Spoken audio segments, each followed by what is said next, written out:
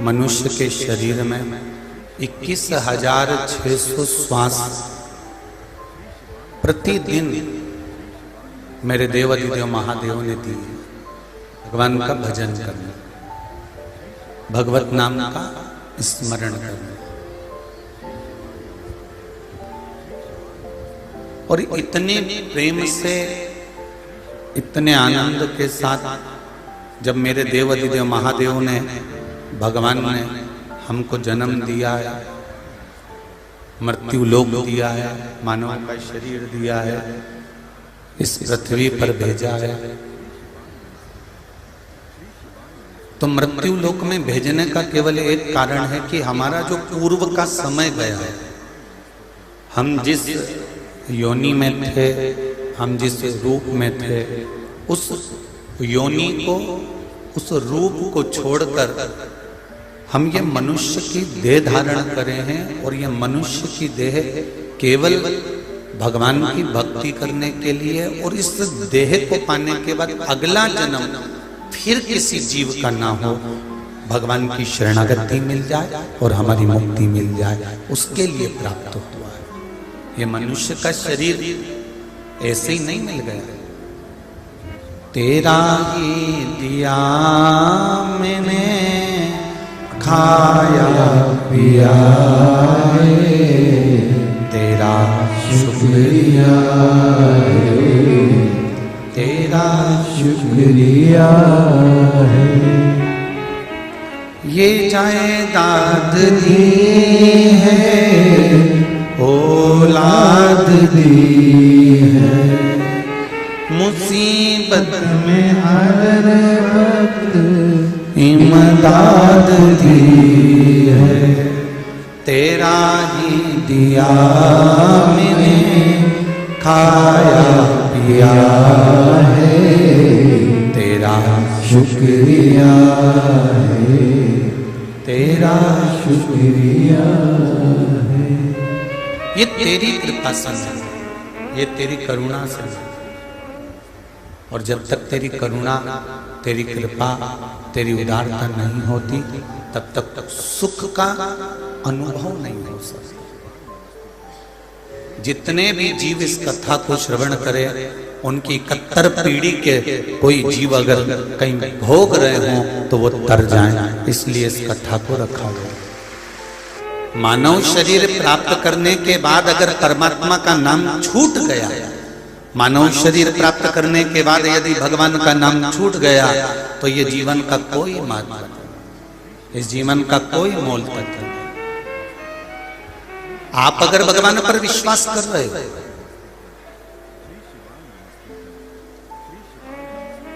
कई पढ़े लिखे जो लोग होते हैं, हम उनको पढ़ा लिखा कह रहे हैं, पर उनके नाम क्या क्या होना चाहिए? लिखे पढ़े। पढ़ा लिखा व्यक्ति कभी ये नहीं कहता कि ईश्वर नहीं है। लिखा पढ़ा व्यक्ति जो होता है ना, वो कह देता है अरे कोई भगवान है क्या, कोई ईश्वर है क्या, कोई शंकर जी पे लोटा बल के जल चढ़ाने से कुछ होता है क्या, क्या भगवान को बेलपत्री चढ़ाने से कुछ होता है क्या, क्या भगवान को एक बेलपत्री पर शहद लगाकर चढ़ाने से कुछ होता है क्या। जो पढ़ा लिखा है, जो विद्वान है, जो पढ़ा लिखा व्यक्ति है, वो कभी संशय नहीं करेगा कि परमात्मा है कि नहीं है। क्यों? क्योंकि पढ़ा लिखा डॉक्टर भी होता है, और डॉक्टर जब किसी पेशेंट को, किसी मरीज को जब इलाज करता है, और इलाज करते समय जब ऑपरेशन करने के लिए जाता है, ऑपरेशन कर जब वापिस आता है, तब एक ही बात कहता है, अब ये अगर शरीर बेकार हो चुका है, पूरा समाप्त हो चुका है, तो वो कहता है कि अब मेरे हाथ में नहीं, अब उसके हाथ में है। मतलब पढ़ा लिखा व्यक्ति भी ये जानता है कि ईश्वर है।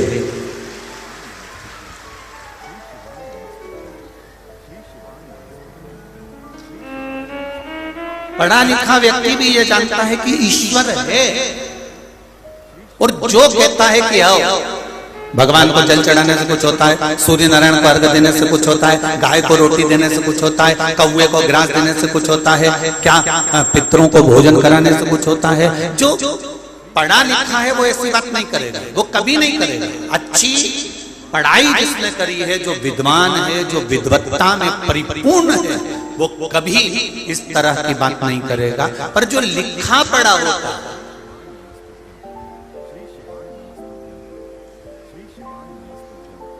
जो लिखा पढ़ा होगा, वो कर सकता।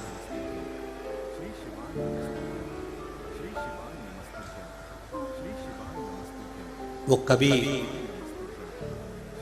ईश्वर की निंदा ही नहीं करेगा।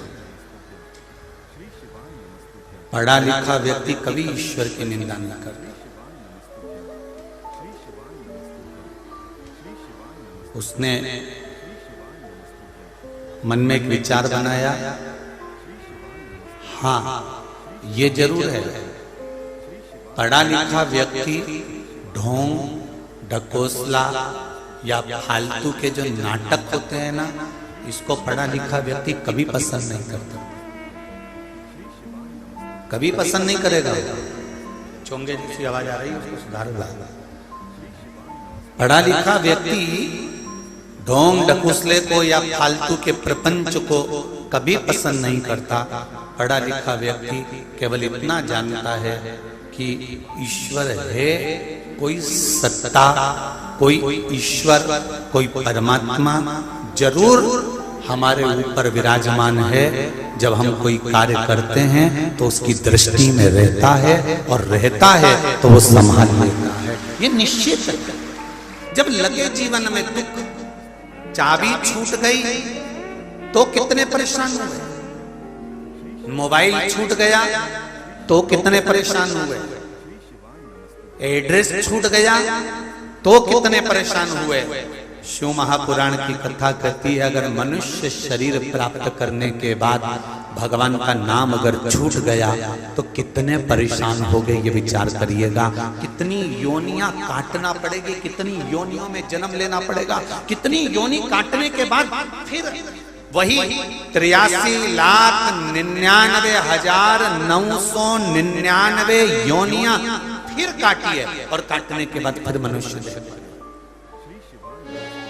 भगवान शिव की भक्ति करते हैं, अपने स्थान पर बैठकर भगवान शंकर के मूल मंत्र का स्मरण करेंगे। आज मासिक शिवरात्रि है, महीने की शिवरात्रि और श्राद्ध पक्ष दोनों चल रहा है। दिल से बाबा देवाधिदेव महादेव से प्रार्थना करिए।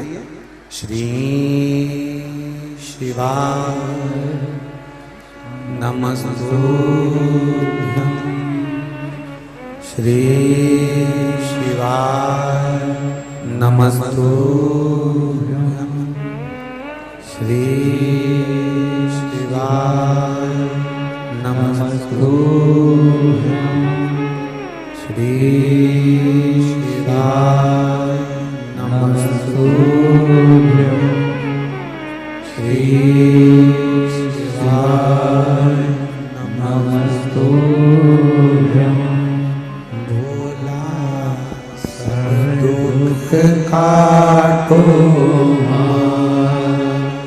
ओ भोला सब दुख काटो।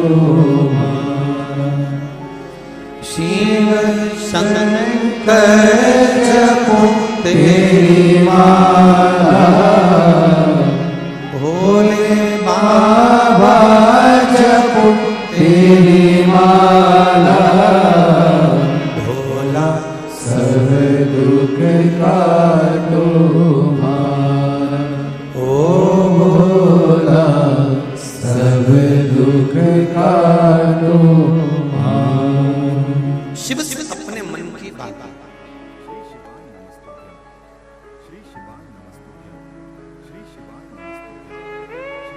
कल यहां से जाते समय किसी ने एक लेटर पकड़ाया,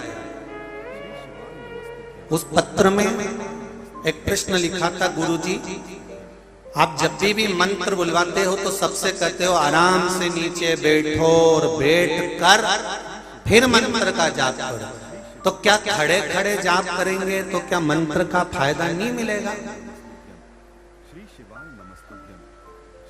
एक तो अशोकनगर वाले प्रश्न भी ऐसा करते हैं भारी भारी। अगर मान लो हम खड़े और खड़े होकर अगर हम जाप करें तो उसका फायदा नहीं होगा। तो जिसने प्रश्न किया था उसके लिए एक निवेदन है कि अशोकनगर में बहुत सारी पोया समोसा की होटल है, तुम जाके देखना कि समोसे तो वो ऐसे ट्रे में तल के डाल देता है, पर जो पोहा बनाता है ना उस पोहे को बनाकर वो एक भगोना होता है ना तवेला, उस तवेले में पानी गर्म कर कर उसके ऊपर पोहा रख देता है। पोहा उस तवेले के ऊपर क्यों रखता है? बोलो रे जम के बोलो जरा।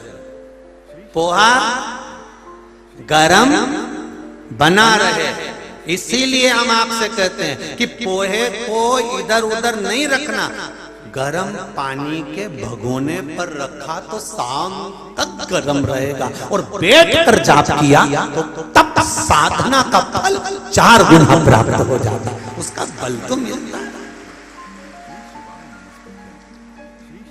अब तुम केवल समोसा होते तो तुमको ट्रे में पटक देते कि तुम जा खड़े हो खड़े रहो, पर पोहा पानी जो गर्म होता है उसके भगोने पर रखा जाता है जिससे पोहा गर्म रहे शाम तक। इसलिए सनातन हिंदू धर्म में, सनातन धर्म में आसन लगाकर बैठने का नियम है कि आसन लगाकर बैठोगे तो समझो कि ये इससे तप बल बढ़ रहा है, इससे जो प्राप्त हो रहा है उससे सुख का अनुभव होगा। एक आनंद का,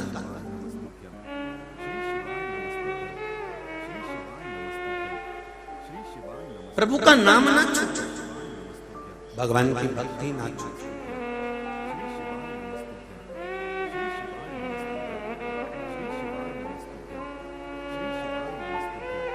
आसन की कितनी महत्वता है। शिव महापुराण की कथा में लिखा है, और यदि आप स्कंद पुराण पढ़ेंगे और कुन्म पुराण पढ़ेंगे या ब्रह्म वैवर्त पुराण पढ़ेंगे तो उसमें भी मिलता है कि आसन लगाकर बैठकर जाप किया जाए, पाठ किया जाए, स्मरण किया जाए, कीर्तन किया जाए, उसका फल हजारों गुना प्राप्त होगा, हजार। हम तो इस पंडाल के बाहर, और जितने लोग इस पंडालों में बैठे हैं और पंडाल के बाहर जितने लोग भी खड़े भी हैं, तो हम तो उनसे भी कहेंगे, शिव पुराण में आए हो, जहां तक बैठने की व्यवस्था हो, अगर जमीन भी मिले, क्योंकि जमीन भी शिव पुराण की साधारण नहीं, कंकर शंकर की भूमि है, जमीन भी मिले तो 5 मिनट बैठकर कथा सुनकर फिर जाए, खड़े खड़े चप्पल पहन के मत निकल जाए। 5 मिनट बैठो पर बैठो, कथा का स्मरण करो। मैंने तेरे ही भरोसे, ओ बाबा तेरे ही भरोसे, हवा में उड़ती जावांगे, बाबा रोर हथु छठी नाम करती जावांगे, भोले मैं तेरी पतन, शंभो मैं तेरी पतन, उसका स्मरण करना।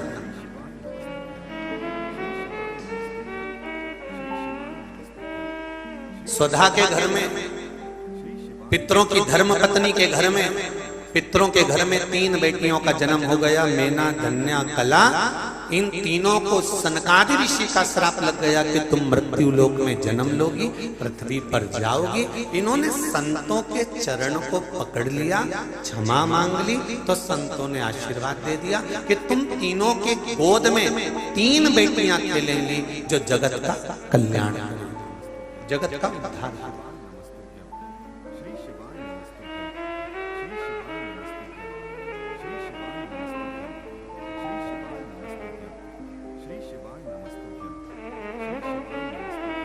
बहुत ध्यान देना,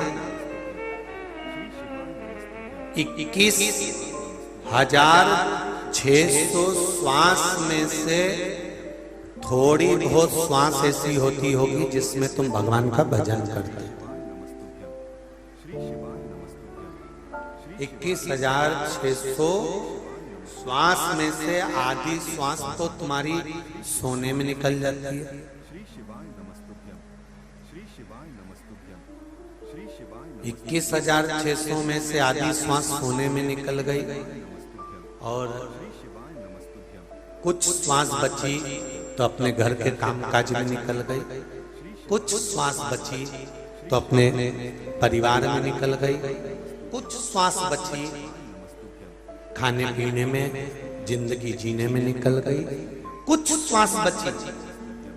उस श्वास का सदुपयोग वही हुआ जो तुमने भगवान की भक्ति में लगाया, जो तुमने कीर्तन में लगाया।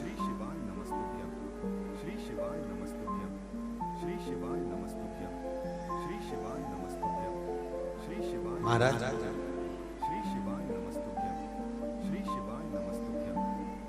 गाय के पीछे बछड़ा चलता है,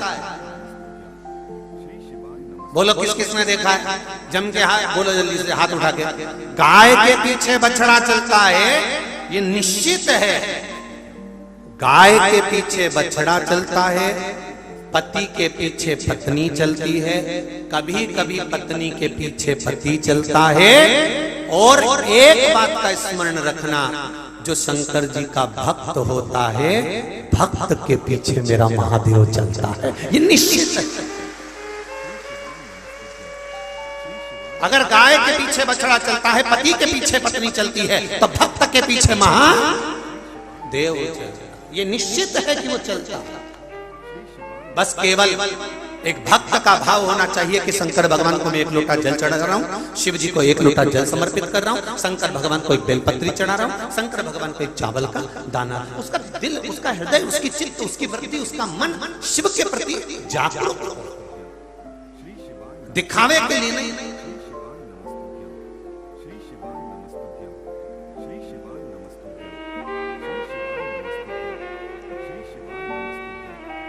आप दिखावे के लिए अगर भगवान को पाना चाहोगे तो भगवान कभी नहीं मिल सकता, कभी भी। आप कितना ही प्रयास कर लो, परमात्मा नहीं मिलेगा। हाँ, अगर निर्मल मन सोमो ही पावा, अगर आपका मन साफ है, निर्मल है, आपके भीतर कपट नहीं, छल नहीं, बेईमानी नहीं, प्रपंच नहीं, तो भगवान मिलेगा निश्चित। उसको पाने के लिए बहुत सहज स्वभाव।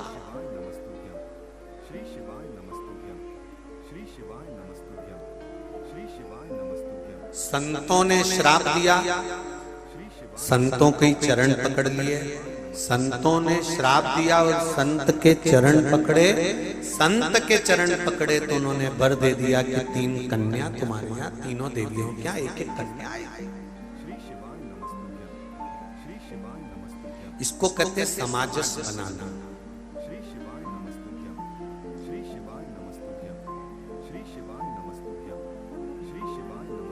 जूता पहनते हो पाँव में, चप्पल पहनते हो पाँव में, किसी को 5 नंबर की चप्पल जूता, किसी को 7 नंबर का जूता, किसी को 9 नंबर का जूता, किसी को 6 नंबर की चप्पल, किसी को 5 नंबर की चप्पल, 5 नंबर का जूता आता है। दुकान वाला जब भी देगा आपको तो जोड़ी से देगा, या तो 5 नंबर का देगा, 6 नंबर का देगा। तो 6 नंबर का देगा तो दोनों चप्पल 6 नंबर की देगा कि एक 5 की एक 6 की देगा? अरे बोलो बोलो जम के, दोनों 6 की देगा ना। और 5 नंबर की देगा तो दोनों 5 नंबर की देगा। 4 नंबर की चप्पल देगा तो 4 नंबर की दोनों देगा। और मान लो तुमने कहा साहब हमारे पाँव में जूता पहनना है, और तुमने कहा कि साहब हमको जूता पहना दो, चप्पल पहना दो, और वो चप्पल लाया, और एक उसने तुमको 8 नंबर की पहना दी, और एक चप्पल उसने तुमको 6 नंबर की पहना दी। अब तुम कितने किलोमीटर चल सकते हो बोलो? 6 नंबर की चप्पल, 8 नंबर की चप्पल, 6 नंबर का जूता, 8 नंबर का जूता, एक पाँव में 6 नंबर का पहन लिया, एक पाँव में 8 नंबर का पहन लिया। जब दोनों के नंबर अलग अलग हैं, दोनों का नंबर मैच ही नहीं खा रहा, तो तुम 2 किलोमीटर भी सही से नहीं चल सकते। शिव महापुराण की कथा कहती है कि चप्पल भी 1 नंबर की होना चाहिए, तो आप कई किलोमीटर तक चल सकते हो, पाँव में छाला नहीं आएगा। उसी तरह घर में पति पत्नी का नंबर भी एक ही होना चाहिए, दोनों एक दूसरे के प्रति समर्पित होना चाहिए, तो कई किलोमीटर तक चल जाओ।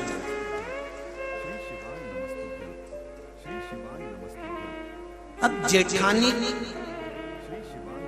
का पावर बढ़ रहा है 8 नंबर पर, देवरानी का पावर बढ़ रहा है 7 नंबर पर। अब परिवार वाले इनमें समाजस बिठा रहे, दोनों एक साथ रहना बेटा, सास आशीर्वाद दे रही दोनों साथ में रहना बेटा, ससुर आशीर्वाद दे रहे दोनों बहुएं साथ में रहना बेटा। तो देखो तो सही कि कैसे इनको बिठाया जाए एक जगह। ये बिना अगर 8 नंबर 7 नंबर 6 नंबर 5 नंबर बदल बदल कर जूता पहनोगे तो 2 किलोमीटर नहीं चल सकते। दोनों का बराबर भाव होना चाहिए। पति जितना पत्नी के प्रति समर्पित हो, पत्नी उतनी पति के प्रति समर्पित होना चाहिए, तो कई किलोमीटर तक की यात्रा हो सकती, कई किलोमीटर। एक भाई दूसरे भाई पर जितना समर्पित है उतना एक भाई दूसरे भाई पर समर्पित हो, कई किलोमीटर की यात्रा हो सकती है, बचपन जवानी अधेड़ी कितनी निकल जाएगी। और अगर समर्पण पूरा नहीं है, एक भाई ने पूरा समर्पण करा और दूसरा समर्पित होने को तैयार नहीं है, तो समझ लो एक जूता 8 नंबर का है और एक जूता 6 नंबर का है, 2-4 किलोमीटर से ज्यादा नहीं चल पाओगे। बचपन जवानी अधेड़ी तक झेलोगे, ज्यादा होगा तो थोड़ा और निकाल लोगे, पर अंत तक नहीं चल सकते। दोनों का लेवल बराबर होना चाहिए। परिवार में तुम्हारे जितने सदस्य रह रहे हैं, सास रह रही है, ससुर रह रहा है, बेटे रह रहे हैं, बहुएं रह रही हैं, पोता पोती नाती पंती जितने भी घर में रह रहे हैं, इन सब से निवेदन है कि सब बराबर का समर्पण रखिए। अगर जेठानी जितना समर्पण देवरानी पर रखे, देवरानी उतना समर्पण जेठानी पर रखे, बड़ा भाई जितना रखे छोटा उतना रखे, दोनों का समर्पण बराबर चलेगा तो ये जिंदगी पार उतर जाएगी। कोई विवाद नहीं, कोई क्लेश, कोई विवाद। श्री शिवाय नमस्तुभ्यं, श्री शिवाय नमस्तुभ्यं, श्री शिवाय नमस्तुभ्यं, श्री शिवाय नमस्तुभ्यं, श्री शिवाय नमस्तुभ्यं, श्री शिवाय नमस्तुभ्यं, श्री शिवाय नमस्तुभ्यं, श्री शिवाय नमस्तुभ्यं, श्री शिवाय नमस्तुभ्यं। एक बात आपसे कहना चाहेंगे, शिव महापुराण आपको प्रॉपर्टी की वसीयत नहीं दे सकती, पर शिव महापुराण प्रॉपर्टी को बचाने के लिए नसीहत जरूर दे सकती है, ये निश्चित है। शिव महापुराण आपकी प्रॉपर्टी के लिए वसीयत नहीं दे सकती, पर शिव महापुराण आपकी प्रॉपर्टी को बचाने की नसीहत जरूर देगी कि अपनी प्रॉपर्टी को भाई भाई बहन रिश्ते नाते कुटुंब कबीले कैसे संभाल कर रखना है, हमें आपस में प्रेम की वसीयत कैसी रखना है, हमें स्नेह कैसा रखना है, हमें प्रेम कैसा रखना है।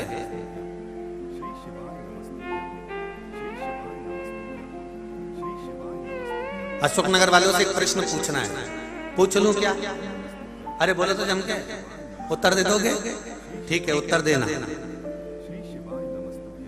2 व्यक्ति पानी में डूब रहे हैं, गहरे पानी में डूब रहे हैं 2 व्यक्ति। एक वो डूब रहा है जिसको तुम प्यार करते हो, और एक वो डूब रहा है जो तुम्हें प्यार करता है। तुम किसको बचाओ?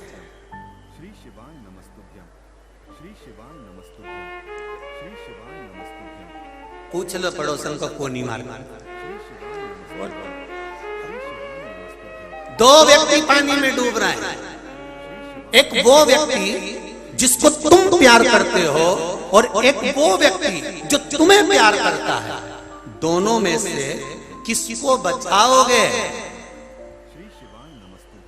क्या बोल रही हो दोनों को? एक ही बताओ, बचाओगी किसको? क्योंकि इतना गहरा पानी, उसमें तुम्हें कूदना है और एक को ही बचा सकते हो, किसको बचाओगे? तो शिव महापुराण की कथा कहती है, जिसको आप प्यार करते हो उसको भले मत बचाना, पर जो तुम्हें चाहता हो उसको बचा लेना, तो जिंदगी अच्छी निकल। जो तुम्हें चाहता हो,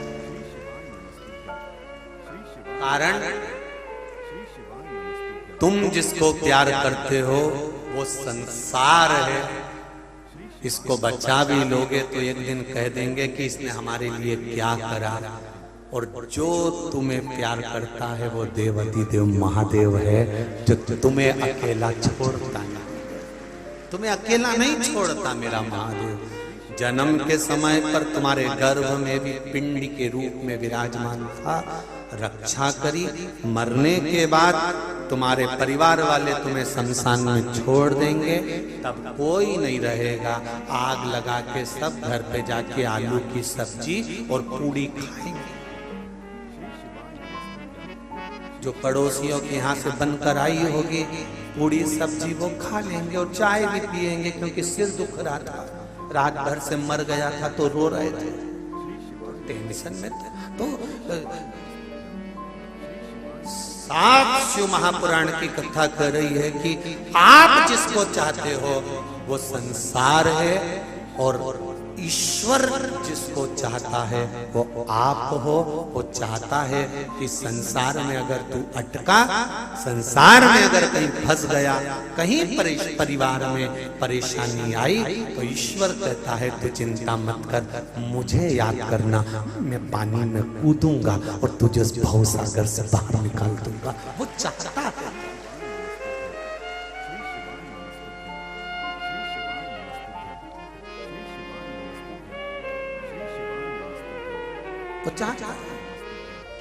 हम तेरी दुनिया में आकर खो गए, हम तेरी दुनिया में आकर खो गए, कर ना पाए हरि भजन और सो गए, कर ना पाए हरि भजन और सो गए। आप संसार को चाहते हो पर परमात्मा आपको चाहता है। आप संसार को पकड़ना चाहते हो, परमात्मा आपको पकड़ना चाहता है।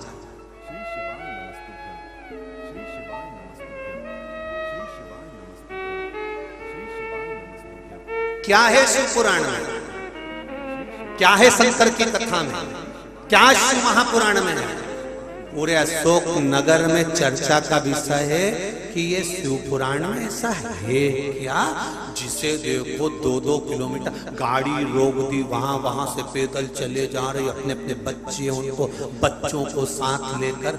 ये मेरी माताओं, आपको करवत निवेदन करता हूँ, प्रणाम करता हूँ, दंडवत करता हूँ कि आपके संस्कार बहुत अच्छे हैं, जो अपने बच्चों को लाकर इस भूमि को चरण पड़वाती हो, इस भूमि को छुपाती हो, कि इस भूमि का चंदन, जहां शिव महापुराण की कथा होती है। देवाधिदेव महादेव ने माता पार्वती को अमरनाथ की गुफा में अमर कथा सुनाते हुए कहा था, जहां शंकर की कथा होगी वो भूमि कोई साधारण नहीं होगी। पार्वती, जिस अमर गुफा में मैंने तुझे कथा सुनाई, शिव कथा जहां होगी वो अमरनाथ की गुफा के बराबर होगी। वहां बैठने वाले व्यक्ति को वैकुंठ का सुख की जरूरत नहीं पड़ेगी, वो मेरे कैलाश धाम पर आएगा और मेरे साथ रहेगा। साधारण नहीं हो सकता शिव तत्व।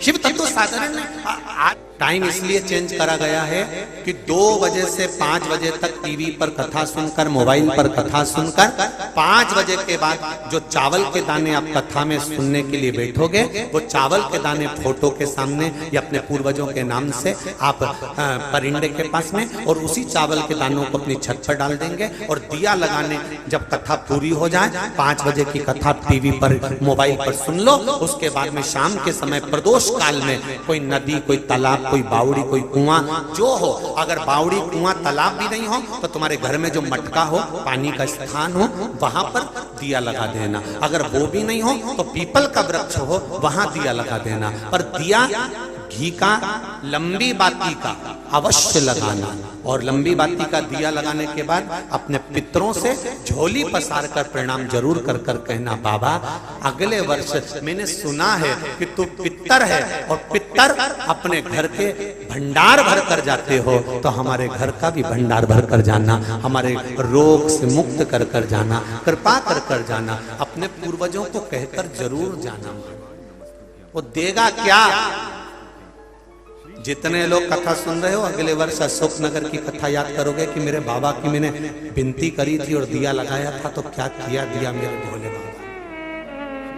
आपको स्मरण होगा, आप ध्यान दिया जरूर लगाओ, पूर्वजों को प्रणाम जरूर करो, उससे विनती जरूर करो, निवेदन जरूर करो। देखिए, परिवार में सामंजस्य बना रहे, नंबर 1 होना चाहिए, सबका बराबर चलता रहे, ये भाव। तो यहाँ सनकादि ऋषियों ने श्राप भी दिया, सनकादि ऋषियों ने आशीर्वाद भी दिया। तीनों कन्या रोती रोती अपनी मां सुधा के पास पहुंची। अपनी माता सुधा के पास गई। यदि विश्वास भरोसा प्रबल है तो वो मिलता जरूर। सुधा के पास गई, आंख में आंसू आ गए, तीनों रोने लगी। सुधा ने पूछा, मां ने पूछा, बेटा हुआ क्या? बेटा हुआ क्या है, बोलो, तुम क्यों रो रही हो तीनों?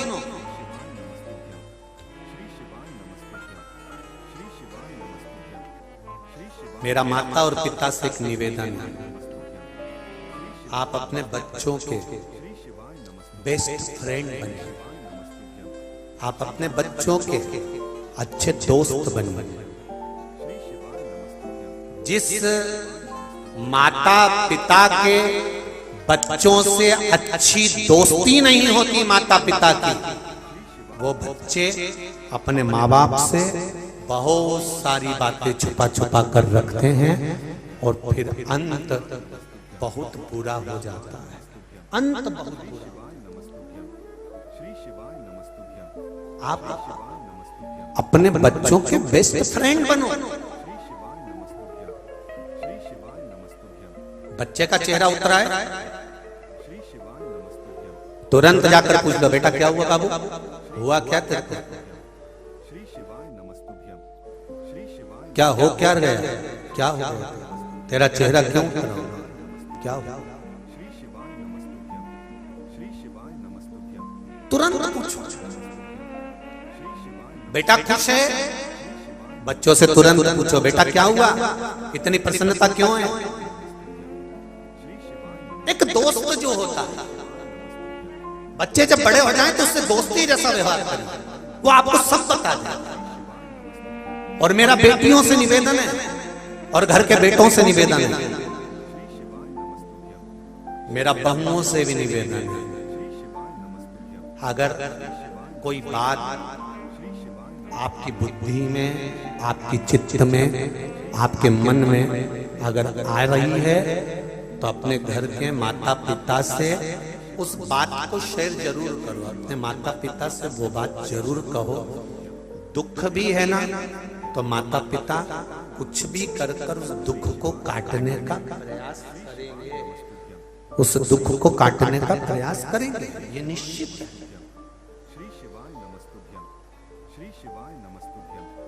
अब कहो तो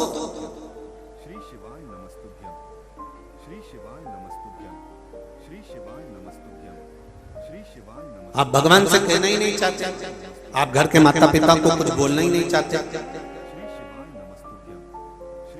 जब तक अपने माता पिता से नहीं कहोगे तो वो बात हल कैसे होगी।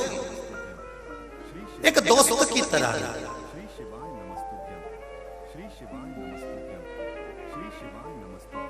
एक बहुत बड़ा वृक्ष, बहुत बड़ा वृक्ष, बड़का पेड़, बट वृक्ष बहुत बड़ा, उसकी लोग पूजन करते हैं, अर्चना करते हैं, आराधना करते हैं, उससे निवेदन करते हैं। बट वृक्ष की पूजन सारा गांव का लोग करता है, उसकी पूजन करते, उसको प्रणाम करते, उसको दंडवत करते, उसको नमन करते। वो बट वृक्ष की जड़ नीचे से खराब होना चालू करी, बट वृक्ष सूखने लगा। सूखने लगा तो गांव के लोग आरी लेकर, कुल्हाड़ी लेकर आ गए और उस बट वृक्ष को काटने लगे। उस बट वृक्ष के पास में एक वृक्ष और लगा था। उस वृक्ष ने बट वृक्ष से कहा कि दादा तुम कितने पुराने वृक्ष हो, तुम्हारी पूजन होती थी, तुम्हें लोग प्रणाम करते थे, लोग तुम्हें नमन करते थे, तुम्हारी परिक्रमा करते थे, लोग तुम्हें पानी चढ़ाते थे, दूध चढ़ाते थे, और देखो संसार कितना बुरा है, तुम सूख गए, तुम्हारा काम खत्म हो गया, तो लोगों ने तुम्हें काट कर रख दिया। वो बूढ़ा बड़का पेड़, वो बूढ़ा बट वृक्ष पास में खड़े हुए वृक्ष से कहता है ऐसा नहीं है, ऐसा नहीं है। इन्होंने मुझे प्रणाम करा, इन्होंने मुझे जल चढ़ाया, पर आज अगर वो मुझे काट रहे हैं तो अच्छी बात है, कम से कम मेरी ये लकड़ी इनके घर में काम तो आ जाएगी, और वो लकड़ी कुछ ना कुछ किसी का मकान तो बना देगी, उससे मुझे प्रसन्नता होगी, जिससे कोई उसमें रह सकेगा। अब दो चीज समझ लीजिए जरा अच्छे से। आपकी दुख की घड़ी में जैसे बड़ का पेड़ सूखा, पड़ोस के पेड़ ने उसमें आग लगाना चाहिए कि ये लोग पूजन करते थे, आराधना करते थे, अब यही लोग काट रहे हैं। जब दुख की घड़ी आती है तब कई लोग आकर आपको आग लगाने का प्रयास करेंगे। तेरे भाई ने तेरे लिए ऐसा बोल दिया, तेरे रिश्तेदार ने तेरे लिए ऐसा कह दिया, तेरे कुटुंब वाले ने तेरे लिए ऐसा कर दिया। जब दुख की घड़ी आती है, दुख की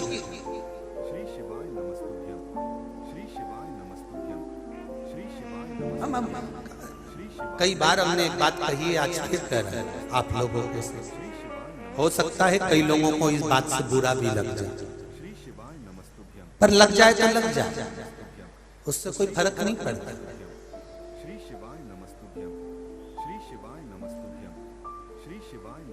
कहना चाहते हैं तो बड़े दिल से कहें। आप किसी के पास गए और आपने किसी के सामने जाकर आंख में आंसू भरकर रोए, हमें एक बड़ा दुखी हूं मैं, और किसी के शरीर में ऐसे ऐसे घूम के कहीं का देवी देवता आया और तुमने उससे कहा मैं बड़ा दुखी हूं, और उसने घूम घूम कर कह दिया तेरे ही घर का है जिसने तेरे ऊपर कुछ कर रखा। अब तुम्हारा दिमाग घूमेगा, 15 दिन पहले मेरी जेठानी से लड़ाई हुई थी, वही मेरे लिए कुछ न कुछ करा के आई होगी और उसी ने मेरा बर्बाद कर दिया। फिर तुम्हें याद आया कि मेरे मामा ससुर ने कुछ करा होगा, तुम्हें याद आया मेरी मौसी सास ने कुछ करा होगा। ये एक बात अपनी जिंदगी में, दिमाग में अच्छे से बिठा कर रखना, संसार में किसी की सामर्थ्यता नहीं है कि कोई तुम्हारा बुरा कर दे। बुरा केवल तुम्हारा अपना कर्म कर सकता है, इसके सिवा कोई बुरा नहीं।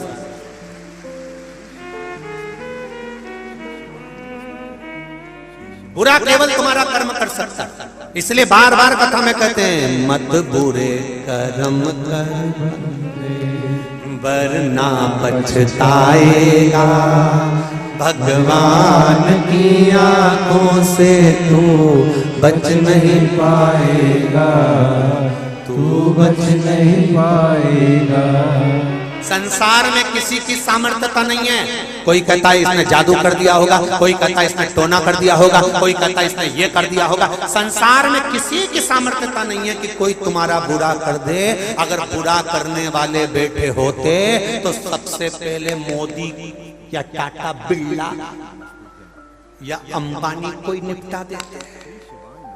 अगर इतनी शक्ति होती, बोलो रीजिए सही है कि गलत है?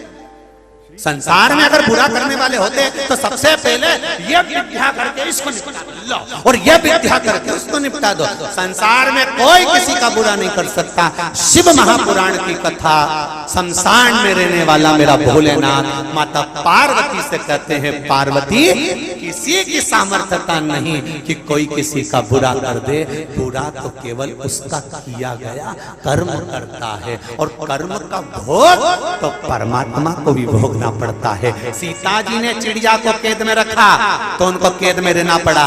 राम जी ने छुपकर बाण छोड़ा सुग्रीव को मारने के लिए, बाली को मारने के लिए, जब छुपकर छोड़ा तब उस समय पर उस बाली को मारने के लिए बाण छोड़ा तो वही बाली ने छुपकर इसको मारा, वही बाली छुपकर इसको। कृष्ण अवतार में छुपकर बाण छोड़े। कर्म का भोग भोगना है। बस ये बुरा भला तो जाने दो कि कौन ने बुरा करा कौन ने भला करा। हाँ एक बात जरूर है, दुनिया के लोग कितना ही कुछ कर लें, आप शंकर की शरण मत छोड़ो। जब एक लोटा पानी रोज शिव जी को चढ़ाने के लिए जाओगे तो 16 साल के बाद अगर वो बच्चे दे सकता है तो क्या हमारे संकट नहीं हल सकता है? तेरी कृपा बिना न हिले एक भी लेते हैं श्वास तेरी कृपा से बखान क्या करूं मैं राखों के का चपटी भगोत में खजाना कुबेर का। शुरुआत भी मेरा शिव है और अंत भी मेरा, उसके सिवा कुछ नहीं।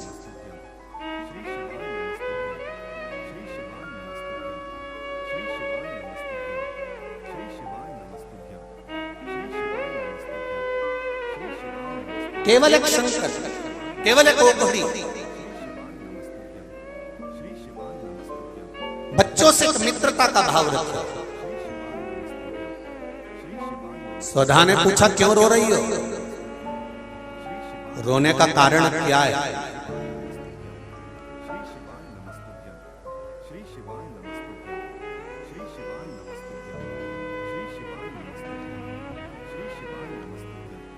क्या कारण है रोने का? क्यों रो रहे हो?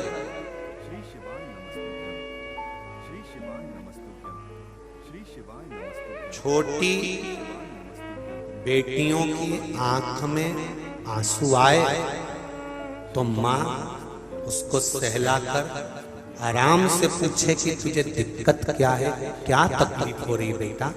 किसी ने कुछ कह दिया है क्या? किसी ने कुछ बोल दिया है क्या?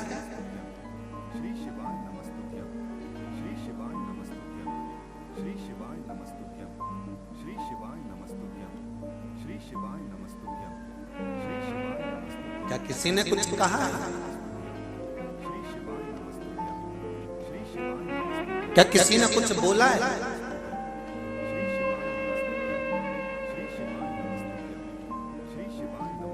बड़ा विचित्र संसार। दशहरा आने वाला, ये नवरात्र निकलेगी और दशहरा आएगा। रावण जलाते हो यहाँ पे? अरे बोलो तो जम के, जलाते हो? क्या करा था उसने सीता जी का? जम के बोलो जरा। हरण करा था। केवल सीता जी का हरण करा था तो रावण आज तक जल रहा है, आज तक। और जलने से पहले दशहरे मैदान में उसकी मुंडी ऐसी ऐसी घूमती और वो भी जम जम के हंसता है, ठाका लगाकर।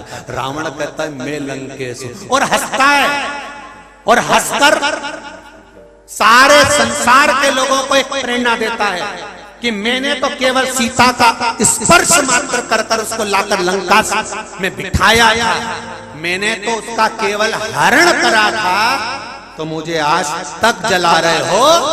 मुझे जलाना छोड़ो। जो ये छोटी छोटी बेटियों का जीवन नष्ट कर रहे हैं और उनका साथ गलत करते करते हैं, अब उनके पुतले जलाना प्रारंभ। वो रावण भी कहता है 5 साल की बेटी, 4 साल की बेटी, 6 साल की बेटी, 3 साल की बेटी, 8 साल की बेटी, ये छोटी छोटी लड़कियों के साथ में जो गलत करते करते हैं, रावण की जगह मोहल्ले में इनके पुतले जलना चाहिए, दशहरे पर रावण नहीं। कब तक रावण जलाओगे? किस समय तक रावण चलेगा? रावण से बड़ा कृत्य करने वाले तो यहां बैठे होंगे। रावण से गलत कृत्य करने वाले इस भारत की भूमि पर ना जाने कितनी गलियों में पड़े हुए होंगे, कितने। उनको जरा ढूंढो तो निकलेंगे। नवरात्र में केवल देवी की आराधना कर ली और बाद में छोटी सी कन्या पर या घर की बहन बेटी पर गलत दृष्टि दे दी। माता रानी कभी प्रसन्न नहीं होने वाली रे, कभी जिंदगी में नहीं, अभी जीवन में नहीं। जो नारी का सम्मान नहीं कर पाया, नारी का आदर नहीं कर पाया, नारी का सत्कार नहीं कर पाया, उसकी जिंदगी में वो कुछ नहीं कर पाया, कुछ भी नहीं। रावण ने सीता जी का हरण करा, ले जाकर रखा, रावण नष्ट हो गया। कौरवों ने द्रौपदी का चीर खींचा, पूरा कौरवों का वंश नष्ट हो गया।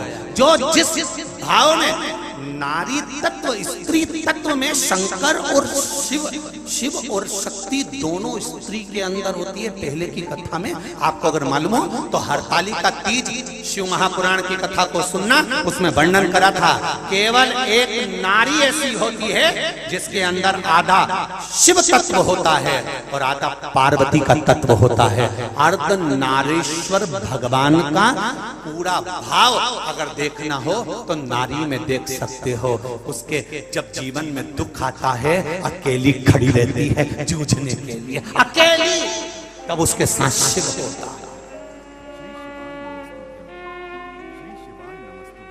पूरे परिवार पर जब बोझ आ गया, पूरा परिवार जब दुखी हो गया, सारा घर का व्यक्ति रो रहा होता है, केवल एक नारी ऐसी होती है सबको धीर बंधवा देती है।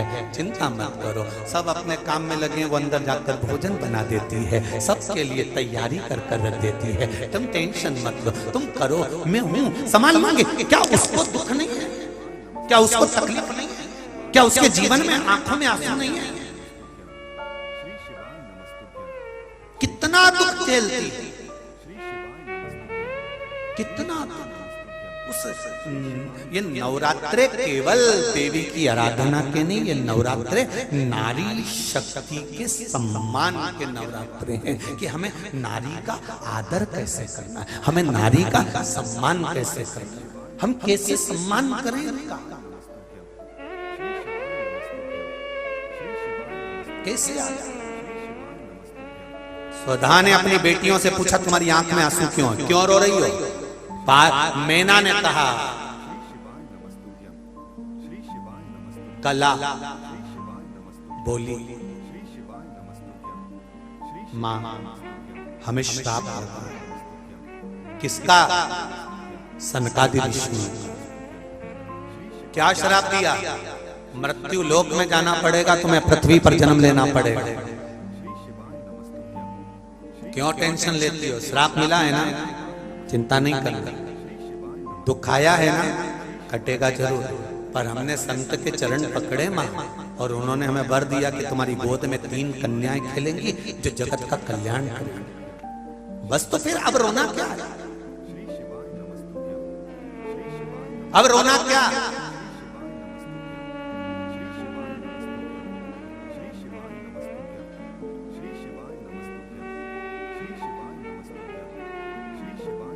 अगर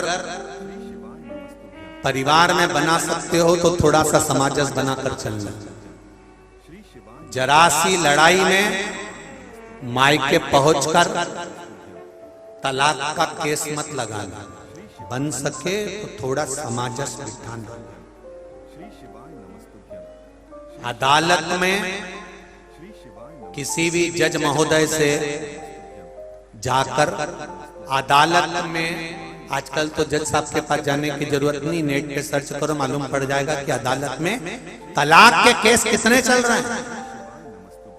आप सर्च करिए, आज के जमाने में पैसियां भी मालूम पड़ जाती है कब की किसकी कहां है। कितने तलाक के केस, कितने ढेर तलाक के केस चल रहे हैं। पूछा एक दो बेटियों से, हमने भी पूछा बेटा तलाक क्यों ले रही हो? कहा गुरुजी इनके साथ में रह नहीं सकती, ये तो बहुत बेकार नेचर के हैं, बहुत बेकार व्यवहार है इनका, दिन भर माता पिता का सम्मान करते हैं, मुझको पूछते तक नहीं है, मुझे ऐसे पति के साथ नहीं रहना। तो हमने उससे कहा बेटा तू तलाक ले लेगी फिर क्या करेगी? मैं और दूसरी शादी कर लूंगी। ठीक है बेटा, और मालूम पड़े अभी तो तुझको काल भैरू मिला है और आने वाले समय में बटुक भैरू मिल गया तो अगर ललाट पर भगवान ने इसी से सुख लिखा होता तो सुख मिलता कि नहीं मिलता? अगर ललाट में इससे दुख लिखा है तो तू 10 शादी भी कर ले, तेरी जिंदगी में दुख ही लिखा हो तो सुखी नहीं हो सकता। जहां विवाह हुआ है वहां एडजस्ट कर कर चलने का प्रयास करिए, थोड़ा गरम, थोड़ा नरम, थोड़ा प्रेम, थोड़ा स्नेह, थोड़ा समर्पण, थोड़ा आंख में आंसू, सब चलेगा और जिंदगी निकल जाएगी। जरा जरा सी बात में अदालत में पहुंच गए, जरा जरा सी बात में नहीं मैं अपनी बेटी को नहीं भेज रहा, मैं तो तलाक मांगूंगा, मैं तो ये करूंगा, ले आओ तलाक। दूसरा शादी करके भी तुम दुखी, अगर इसके साथ विवाह होने के बाद भी दुखी हो तो 50 भी कर लोगे तो भी दुख तो रहना ही है। जरा विचार करो कितना ज्ञानी थे जनक जी महाराज, कितने ज्ञानी कि उनके बराबर कोई ज्ञानी नहीं था। सुखदेव जी महाराज के गुरु थे, उनके घर में जो विद्वान विद्वान पंडित थे, उनके घर में कितने बड़े बड़े गुरु जी बैठे हुए थे। जरा विचार करना, क्या उन्होंने सीता जी का स्वयंवर रखा, स्वयंवर रखने के बाद विवाह पक्का किया, विवाह करते समय सीता और राम का क्या मिलान नहीं करा होगा, शादी की तारीख नहीं देखी होगी कि इस तारीख को शादी करेंगे, दोनों सुखी रहेंगे, दोनों आनंद में रहेंगे। जनक जी ने कितना कितना बेटी का भाग्य दिखवाया होगा, कितनी पत्रिका दिखवाई होगी, कितना यश दिखवाया होगा। क्या जनक जी को यह मालूम था कि मेरी बेटी को वन वन डोलना पड़ेगा? क्या जनक जी को यह मालूम था कि मेरी बेटी गर्भ से रहेगी और उसको जंगल में छोड़ दिया जाएगा?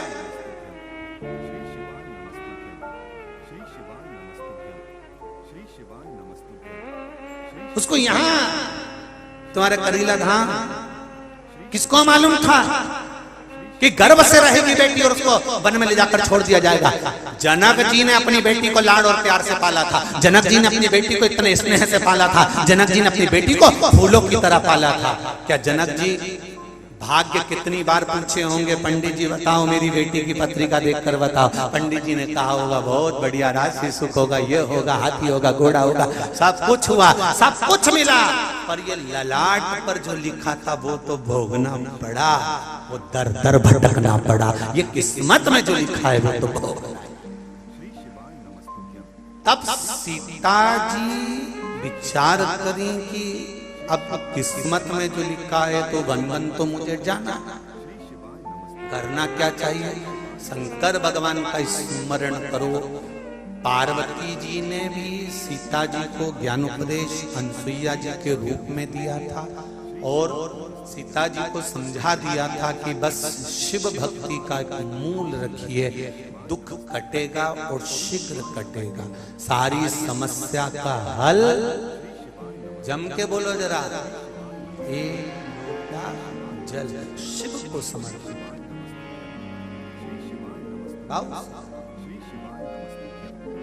आप दिल से कहेंगे, वो दिल से कहो, दिल से। स्वधा पूछ रही तुम रो रही हो क्यों?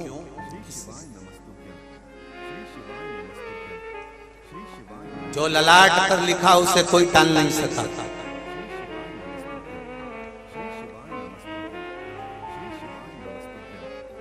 कई लोग कहते हैं हम नहीं जाते बद्रीनाथ। हमने पूछा क्यों? अरे गुरुजी ठंड बहुत पड़ती है, पहाड़ी रास्ता है, कुछ हो गया तो तुम्हारा पूरा परिवार गया, तुम नहीं गई? अगर वहां कुछ हो गया तो? और जिससे पूछा था वो घर में रह गए, जो गए थे वो दर्शन कर कर आ गए, और ये बाथरूम में स्नान करने गई और पांव फिसल गया और सीताराम हो गई। ले मां बद्रीनाथ में सोच रही थी कुछ हो गया तो? शिव महापुराण की कथा कहती है जन्म मरण परण मेरे शंकर के हाथ में है।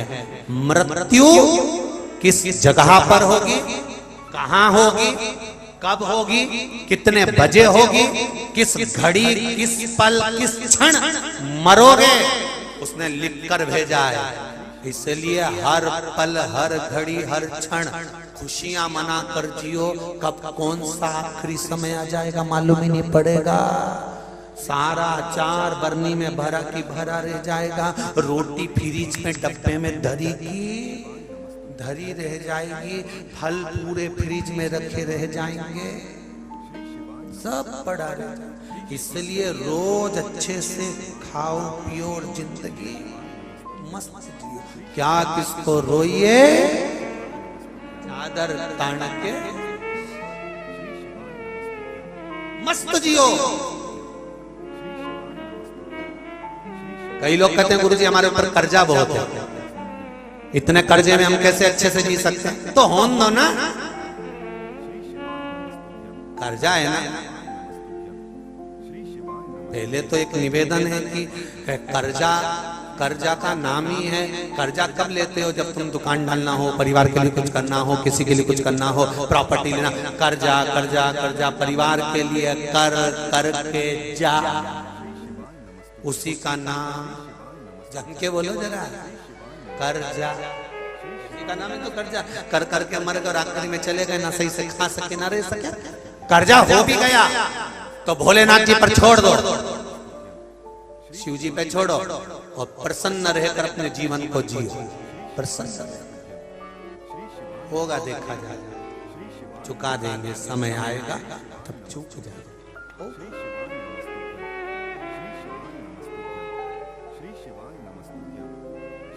महाराज उसके सारे जग का रखवाला है मेरा भोले बाबा, तेरा ही सहारा है मेरा भोले बाबा, बस तेरा ही सहारा है मेरे भोले। अपने स्थान पर बैठकर हृदय से, दिल से भगवान शिव महापुराण के मूल मंत्र का स्मरण करेंगे। भाव से भगवान को कहें,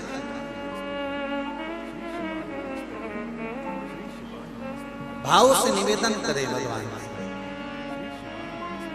और अपने हृदय की बात देवाधिदेव महादेव से कहें। श्री शिवाय नमस्तुभ्यं, श्री शिवाय नमस्तुभ्यं, श्री शिवाय नमस्तुभ्यं, शिवाय नमस्तुभ्यं, श्री शिवाय नमस्तुभ्यं। भोला सब दुख काटो मार, ओ भोला सब दुख काटो मार। शिव शंकर जपो तेरी माला, भोले बाबा जपो तेरी माला, भोला सब दुख काटो मारा, ओ भोला सब दुख काटो मारा। सुधा ने अपनी बेटियों को समझाया। बेटियां मृत्यु लोक में जन्म ली। मैना जिनकी गोद में माता पार्वती जी आई। धन्या सुनैना जी बनी जिनकी गोद में सीता जी आई। कला कीर्ति बनी जिनकी गोद में राधा जी। ये तीन देवियां तीन की गोद में।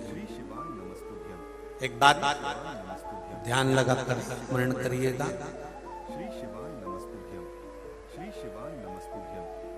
जब भी भगवान शंकर को जल चढ़ाओ, जल चढ़ाते समय ये शिवलिंग, ये पीठिका पार्वती जी का हस्त कमल, ये शिवलिंग शंकर भगवान, ये जलाधारी, राइट में गणेश, लेफ्ट में कार्तिक, बीच में अशोक सुंदर।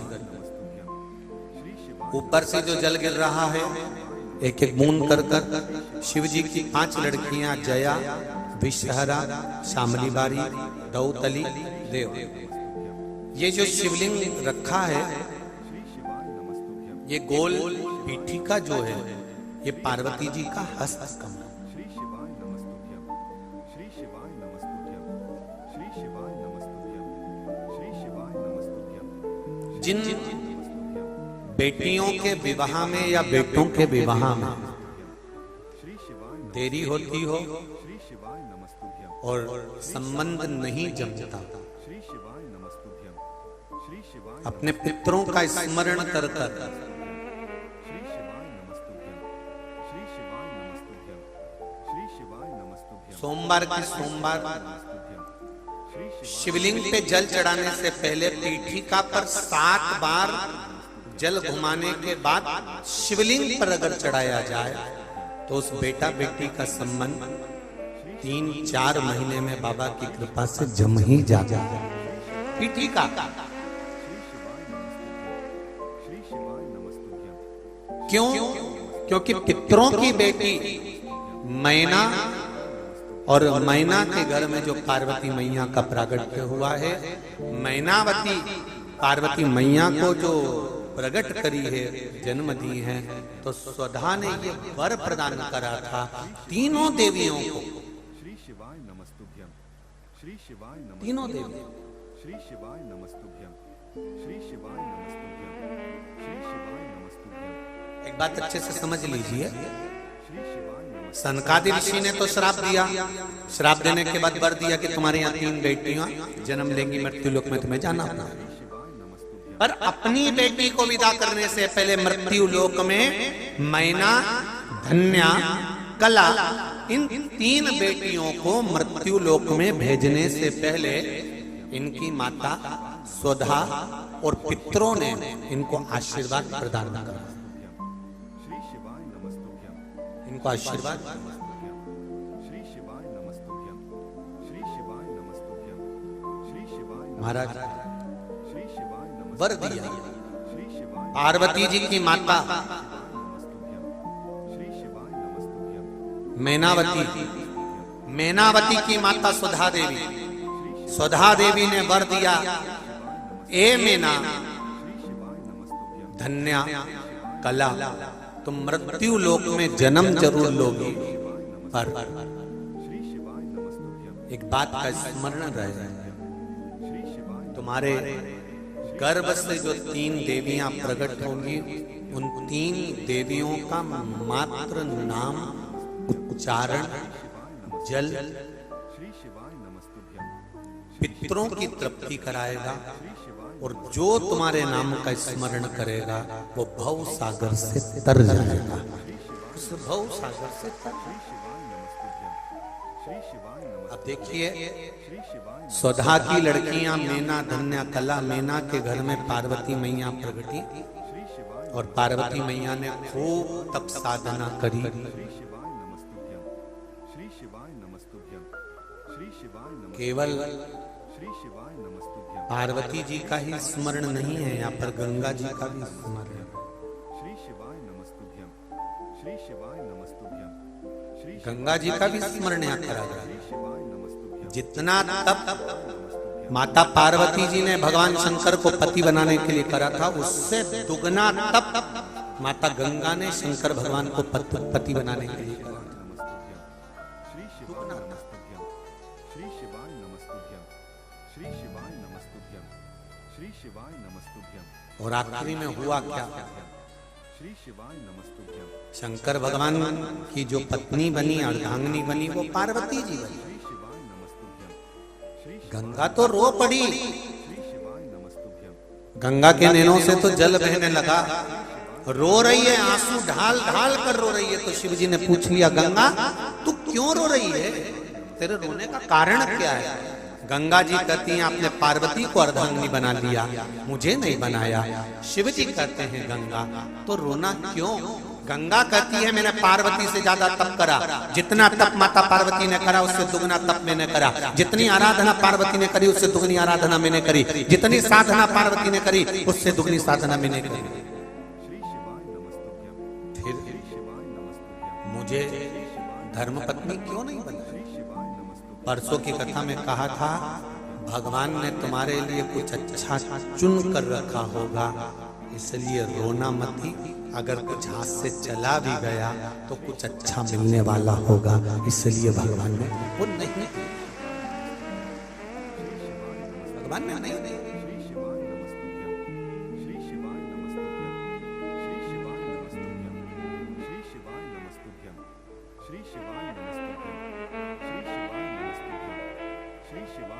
कभी भी यदि दुख आ भी जाए ना तो भगवान पर कभी दोष मत मढ़ना।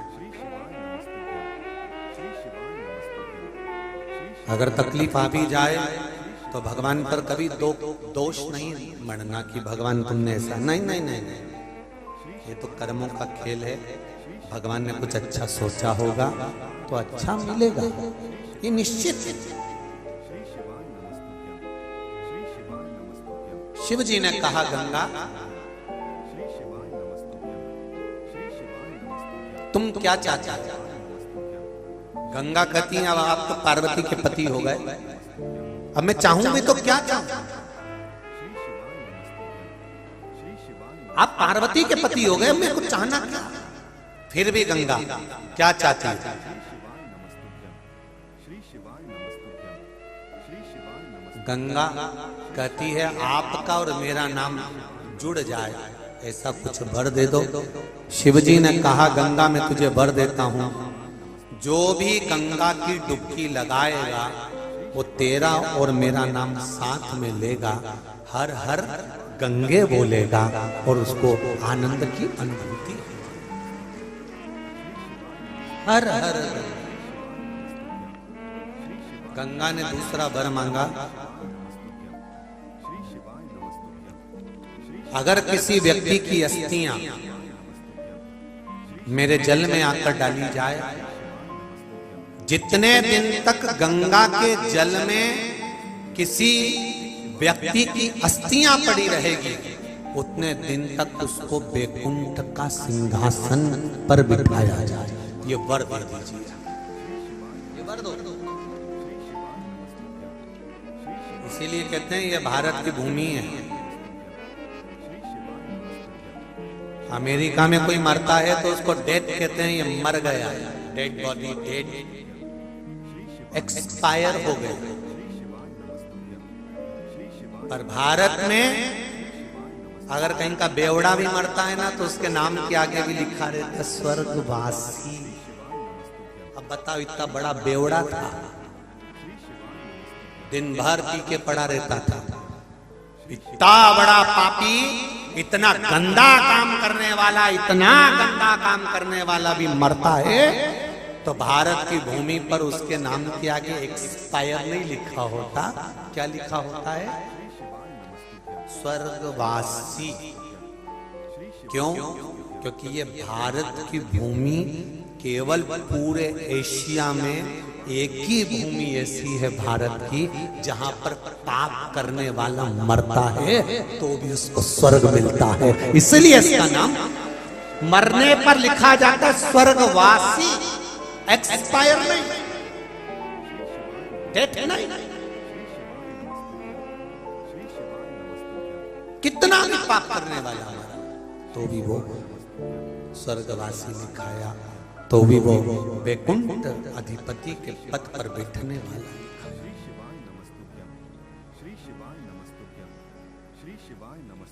इसीलिए कहते हैं चंदन है इस देश की माटी, तपोभूमि हर ग्राम है, हर बाला देवी की प्रतिमा बच्चा बच्चा।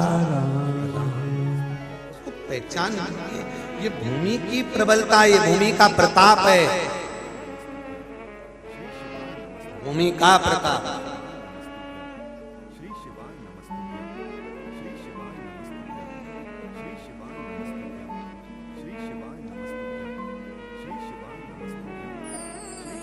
भगवान से प्रार्थना करा करो, कभी कभी शिव जी से कहते रहा करो, अगला जन्म देना तो भारत की भूमि पर देना, और भारत की भूमि पर जन्म देना तो किसी सनातनी के घर में पैदा करना, सनातनी के घर में पैदा करना, तो उसके घर में पैदा करना जिसके घर में एक लोटा जल शिव जी को चढ़ाया जाता हो, वहां पैदा। जहां शिव की आराधना होती है, शंकर का गुणगान, शंकर का स्मरण, शंकर की भक्ति, क्योंकि ये बार बार जन्म नहीं देती शंकर की भक्ति। एक बार शिव की आराधना करी फिर अगला जन्म नहीं है, अगला जन्म सीधे मोक्ष, सीधे मोक्ष। मुक्ति और मोक्ष में अंतर है।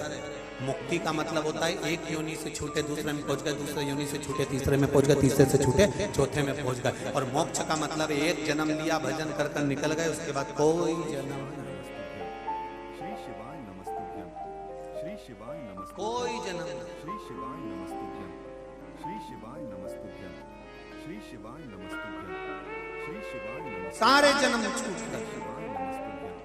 श्री शिवाय नमस्तुभ्यं, श्री शिवाय नमस्तुभ्यं, श्री शिवाय नमस्तुभ्यं, महाराज श्री शिवाय नमस्तुभ्यं, शिव कथा कह रहा है, श्री शिवाय नमस्तुभ्यं, शंकर का गुणगान कर रहा है। गंगा ने वर मांगा कि जितने दिन तक मेरे जल में अस्थियां पड़ी रहेगी उतने दिन तक वो जीवात्मा बेकुंठ में पड़ी रहेगी। वर दे दिया। फिर गंगा ने कहा मुझे वर दो कि अगर पार्वती के यहाँ संतान हो तो मेरे यहाँ भी संतान हो। गंगा श्री शिवाय नमस्तुभ्यं, तेरा और मेरा विवाह नहीं हुआ है तो तेरे यहाँ संतान कैसे होगी? गंगा जी कहती हैं आप शिव हो, जो दुनिया का कोई नहीं कर सकता वो मेरा कंकर और शंकर महादेव कर सकता है, आप कर सकते हैं। जो कोई नहीं करेगा वो आप करो। श्री शिवाय नमस्तुभ्यं, शंकर त्रिकालदर्शी, कैलाशी, अविनाशी शिव। श्री शिवाय नमस्तुभ्यं, आप हृदय से कहेंगे। श्री शिवाय नमस्तुभ्यं, हम कई बार कहते हैं कुबेरेश्वर धाम की धरा, कभी सीहोर का कुबेरेश्वर धाम कभी आए तो वहां कंकर शंकर है, वहां तो कंकर की पूजन होती है। कंकर का पूजन कर लिया, शंकर का पूजन कर लिया और दिल से कह दिया, वो दिल से सुन लिया। श्री शिवाय नमस्तुभ्यं, श्री शिवाय नमस्तुभ्यं, श्री शिवाय नमस्तुभ्यं, रुद्राक्ष वितरण भले अभी नहीं हुआ प्रारंभ, पर हम भी प्रयास है कि दीपावली के बाद कोई एक तारीख ऐसी निश्चित कर देंगे जिस तारीख से रुद्राक्ष का वितरण प्रारंभ हो जाएगा और आप लोगों को रुद्राक्ष जो कैंसर है, लीवर है, किडनी है, सबको प्राप्त हो जाए, ऐसा भाव हमारे भी है मन में।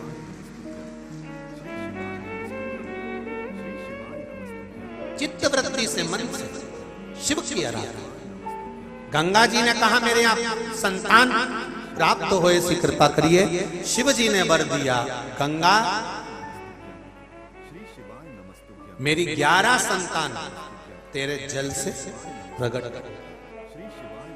शंकर भगवान की 5 लड़कियां जया, विषहरा, शामली बारी, दोतली, देव, ये 5 बेटियां शंकर भगवान की गंगा के जल से प्रकट हुई और षडानंद कार्तिक के 6 रूप में गंगा के जल से प्रकट।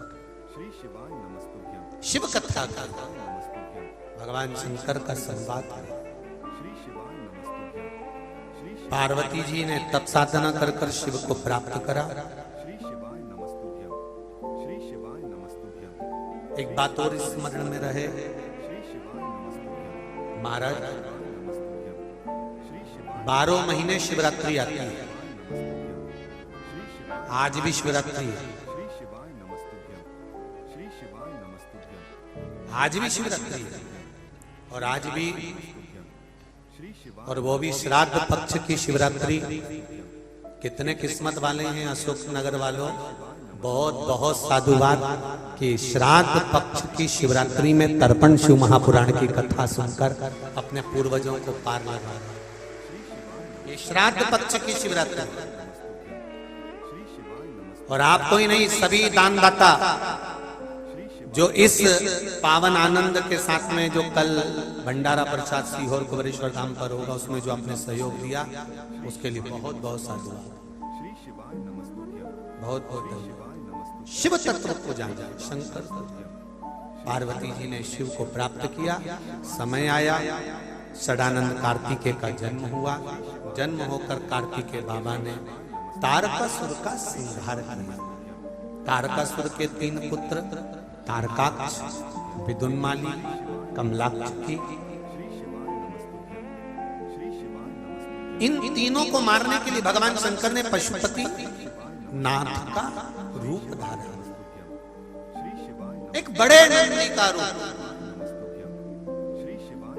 बहुत बड़े नंदी का रूप, और 33 कोटि देव देवताओं को पशु बनाया। इनको भगाते हुए भगवान प्रवेश करते हैं और तारकाक्ष, विदुन्माली और कमलाक्ष की का संहार कर देते हैं। इनको मारा। शिव जी का धड़, शीश कटा जो नेपाल में जाकर गिरा, और धड़ भगवान शंकर का केदार में जाकर गिरा, जहां पर भगवान केदारेश्वर के रूप में विराजमान हुए।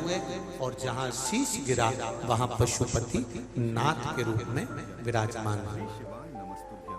ध्यान रखिएगा, जिस मंदसौर शहर में 26 तारीख से कथा हो रही है, वहां पर भी पशुपति नाथ का मंदिर, भगवान शिव वहां पर भी पशुपति नाथ के रूप में विराजमान है। और कल की कथा का भी आप लोग स्मरण रखिएगा कि कल कथा अशोक नगर के मंडी क्षेत्र में जो कथा हो रही है वो सुबह कितनी बजे होगी?